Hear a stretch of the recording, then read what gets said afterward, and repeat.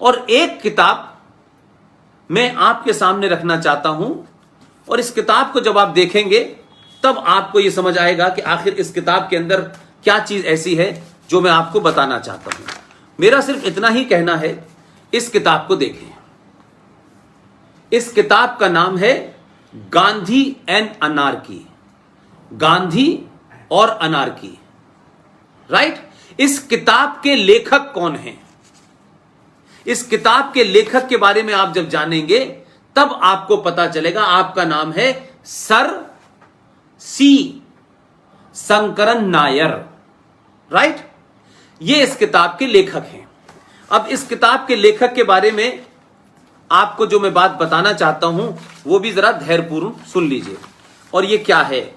ये किताब ये है, इस किताब को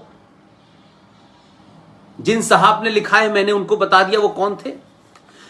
सी शंकरन नायर साहब 1897 यानी 1897 में उस कांग्रेस के अध्यक्ष थे, और शंकरन नायर ने 1897 में कांग्रेस का जो अधिवेशन महाराष्ट्र के अमरावती में हुआ था उसकी अध्यक्षता की थी।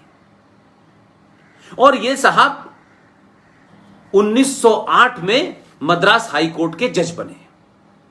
यह किताब इस शख्स ने ईमानदारी से लिखी है।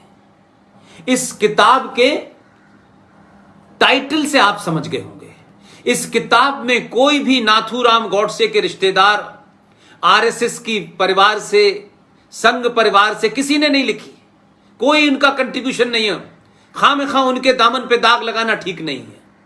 राजनीतिक स्वार्थों के लिए लोग लगाते हैं, लगाएं, वो एक अलग बात है। लेकिन इस किताब के टाइटल से आप समझ गए होंगे कि मैं आपको क्या बताना चाहता हूं। लिखने वाला भी वही है, किताब का टाइटल भी उन्होंने दिया है। और यह किताब आप सोचिए, इस किताब को आप ये माने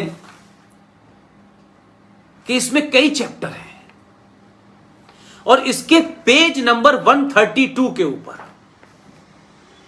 गांधी एंड अनार्की, सी शंकरन नायर साहब की किताब, जो कांग्रेस पार्टी के अध्यक्ष थे 89 में, उस किताब के पेज नंबर 132 पे जाइए, और उसका अपेंडिक्स है 3 और टाइटल है मालाबार एगोनी।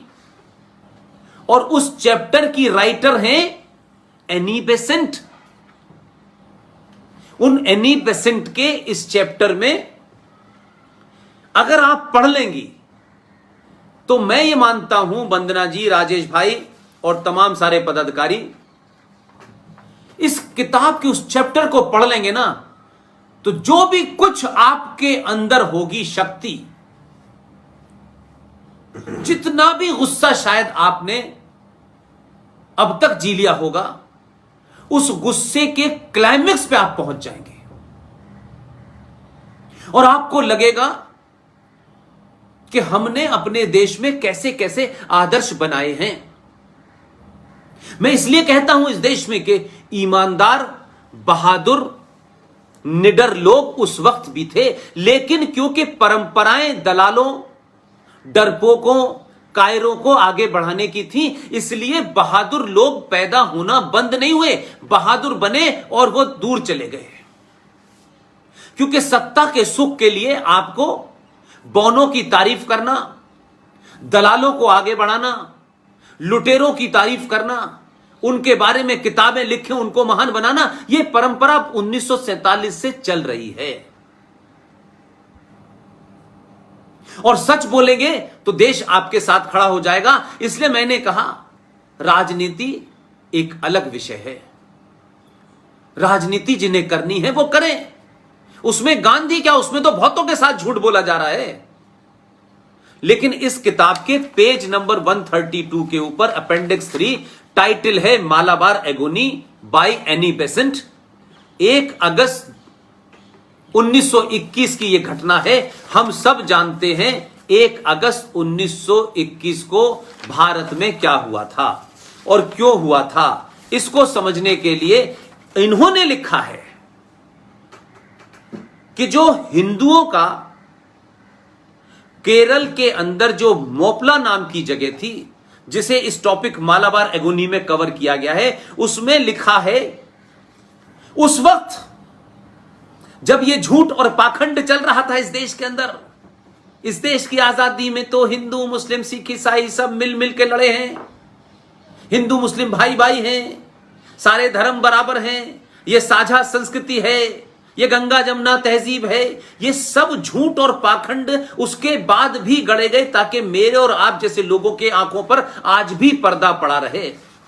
जी शंकरा नायर के इस चैप्टर में 3 लाइनें पढ़ लें तो आपको लगेगा कि अंग्रेज और भारत की मिट्टी में बहुत सारे लोग आए, वो फिर भी कुछ हद तक ईमानदार थे, लेकिन अंग्रेजों के दलाल, उनके चाटुकार और ये कायर लोगों ने भारत का सौदा कितने सस्ते में किया। हजारों साल की परंपराओं को तहस नहस करके अपने राजनीतिक स्वार्थों के लिए जो नैरेटिव अच्छे लगे, उन नैरेटिवों को हजारों साल की परंपरा के ऊपर स्थापित कर दिया, चाहे वो झूठे ही थे। इसलिए जब जब इस देश में यह बात होगी तो लोग कहेंगे नहीं ये गलत लिखा है, वो गलत लिखा है। इसलिए मैंने कहा कि तमाम वो लोग जो आरएसएस के ऊपर, संघ के ऊपर सवाल उठा देते हैं, आप कॉर्नर कर सकते हैं, लेकिन गांधी एंड अनार्की सी शंकरन नायर ने लिखी है, उसके पेज नंबर 132 के ऊपर लिखा जा रहा है कि मुसलमानों ने जिस बर्बरता के साथ, यह शब्द उसका ट्रांसलेशन है, मुसलमानों ने जिस बर्बरता के साथ हजारों हिंदू औरतों बच्चों की हत्याएं की, उनको शब्दों में बयान नहीं किया जा सकता। ये कौन लिख रहा है? ये आरएसएस की मेंबर नहीं थी एनी बेसेंट, ये तो कांग्रेस की अध्यक्ष रह चुकी हैं। लेकिन हम ये बात नहीं बताए। तब मैं कहता हूं कि 1920 के मोपला के समय इस देश के राष्ट्रपिता मोहनदास करमचंद गांधी जी, जिनका आज जन्मदिन आप सब मना रहे हैं, देश मना रहा है, सवाल मेरा सिर्फ इतना ही है, वो इसमें लिखती हैं और गांधी के ऊपर लिखती हैं, नाम लेके लिखती हैं कि जब टर्की के अंदर ये खिलाफत मूवमेंट, जो क्योंकि आजकल कैलिफेट मूवमेंट जामिया के लड़के भी चला रहे हैं, अलीगढ़ मुस्लिम यूनिवर्सिटी में भी चल रहा है, शाहीन बाग पे भी चल रहा है, ये वही खिलाफत मूवमेंट की बात करते हैं। और कैलिफेट मूवमेंट या खिलाफत मूवमेंट, उसे हिंदी उर्दू में कहते हैं, उसका मतलब होता है अल्लाह की सत्ता, उसके अलावा किसी की सत्ता नहीं। तो अल्लाह की सत्ता 57 देशों में आप देख रहे हैं कैसी चल रही है, वहां अल्लाह ही महफूज नहीं है। लेकिन 1920 में भारत के अंदर 2 जोकर का नाम लिखा है एनी बेसेंट ने, साफ साफ लिखा है। एक का नाम था मोहम्मद अली, दूसरे का नाम था शौकत अली, जिन दोनों मक्कारों के नाम से उत्तर प्रदेश की धरती में रामपुर के पास एक ऐसे जिहादी ने, जिसने 1965 में सेना लड़ने जब जा रही थी पाकिस्तान से तो सड़क खोदती थी, वो आदमी अलीगढ़ यूनिवर्सिटी गया, उसके बाद उत्तर प्रदेश में मंत्री बना और आजकल जेल में है झूठ और फ्रॉड करने के चक्कर में। उस रामपुर के एमपी ने इन दोनों के नाम से यूनिवर्सिटी रखी है, यूनिवर्सिटी बनाई है। तो ये क्यों है आप समझिए। सिर्फ हम ये कहें मौलाना शौकत अली की यूनिवर्सिटी है, क्या फर्क पड़ता है हमें, कोई नहीं। ये बार बार आपके बीच में वो नाम, तमाम सोच जिंदा रहे, इसलिए नाम रखे जाते हैं ना। हम अपने बच्चों का नाम कभी रखते हैं? इस देश में किसी ने अपने बच्चे का नाम शकुनी रखा है, रावण रखा है, सूपना का रखा है? क्योंकि उसके साथ चीजें अटैच हो जाती हैं। लेकिन जब हम अपने महापुरुषों के नाम से नाम रखते हैं या नहीं? हम अपने परिवार में भी जब अपने दादा परदादा की बात करते हैं, उनके शौर्य की कहानी सुनाते हैं, तो उनकी तस्वीरें क्यों लगाते हैं? ताकि हमारे बच्चे, आने वाली जनरेशन, इस परिवार में जो लोग बहुत महापुरुष थे, जिन्होंने बहुत कुछ किया, उनके बारे में जाने और वो पुरुषार्थ और वो चरित्र जीने की कोशिश करें। लिहाजा एक राष्ट्र के रूप में जब उन महापुरुषों को छुपा करके बौनों को, दलालों को, चोरों को, उचक्कों के नाम पर, लुटेरों को, बलात्कारियों के नाम पर जब सड़कों के नाम रखे जाते हैं, जब संसाधनों के नाम रखे जाते हैं, संगठनों के नाम रखे जाते हैं, जब इंस्टीट्यूशंस के नाम रखे जाते हैं, तो वो हम वैसे ही महसूस करते हैं। इसलिए जब मुझसे लोग पूछते हैं कि भारत में क्या कोई दूसरा भगत सिंह पैदा नहीं हो सकता, मैं कहता हूं भारत में करोड़ों भगत सिंह हैं, लेकिन करोड़ों भगत सिंह को पैदा होने से पहले ही मार दो, क्योंकि ये अगर भगत सिंह बढ़ गए तो हमारा पोल खुल जाएगी कि हम सत्ता पे क्यों बैठे हुए हैं। इसलिए मोपला पे कोई बात नहीं बताई जाएगी, उसका एक नैरेटिव क्रिएट कर दिया जाएगा, मोपला पे बात नहीं होगी, नहीं वो झूठ है, वो सच है, वो फलाना है, दिमाग है, आप गांधी पे बात नहीं कर सकते, आप नेहरू पे बात नहीं कर सकते, आप इस पे बात नहीं कर सकते, आप उस पे बात नहीं। ये झूठ मक्कारी इसलिए है, इसलिए मैंने कहा कि मौलाना शौकत अली और जौहर अली कौन थे? ये दोनों ने भारत में जो टर्की के अंदर खिलाफत मूवमेंट चल रहा था, और महान आत्मा जिनके जन्मदिन पे हम और आप बैठे हुए हैं, उन्होंने बिना सोचे समझे, बिना विजन के साफ किया था 2020 का भारत का आज का मैं नागरिक, मुझे किसी से कोई लाग लपेट नहीं रखनी है। अगर उनकी कोई अच्छी बात थी उसका जिक्र करूंगा, लेकिन मैं जब यह देखता हूं कि आज भारत 70 सालों के बाद जिस मोड़ पे खड़ा हो गया है, इसके हालात तो 1947 से भी ज्यादा खतरनाक हैं, 46 से भी ज्यादा खतरनाक हैं, लेकिन हम देख नहीं पा रहे हैं, क्योंकि हम जो है घंटे मजीरे में मस्त हैं, हम इसी में मस्त हैं।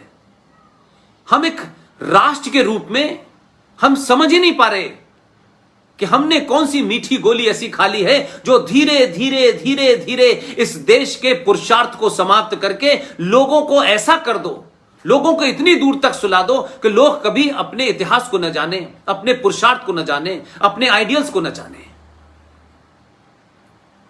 लिहाजा उस वक्त टर्की में जब यह चल रहा था, तो यहां भारत के मुसलमानों के सिलसिले में गांधी जी जिक्र करते हैं कि भाई ये जो खिलाफत मूवमेंट है इसे हमें सपोर्ट करना चाहिए।